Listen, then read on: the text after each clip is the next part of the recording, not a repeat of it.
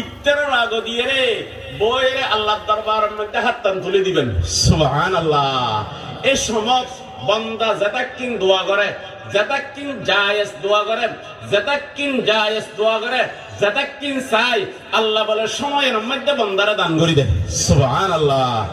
কোন সময় ইফতারের আগে দিয়ে মালিকে চাই ওই ইফতারি সামনে লইলেন নখাইতে লাগুন, ঠিক সেই সময় আল্লাহর দরবারের মধ্যে হাত তুলে আল্লাহর কাছে কাঁদিবেন, ইয়া ওয়াসিআল ফাজলি ইগফিরলি, ইয়া ওয়াসিআল ফাজলি ইগফিরলি, ইয়া ওয়াসিআল ফাজলি ইগফিরলি। এক নম্বর দোয়া করিবেন যে আল্লাহ আরে মাফ করে দেন, দুই নম্বর তার মা বাবারে মাফ করে দেন, তিন নম্বর আর সন্তান আদি আর ছেলে মেয়ে আর আত্মীয় স্বজন আর বন্ধু বান্ধব যারা আছে এই তারা মাফ করে দেন। এক নম্বর দোয়া যে ব্যাকুলটা কি চাইবেন, মাফ চাইবেন। আর মা বাপ যারা কবরস্থানে শুরু তারা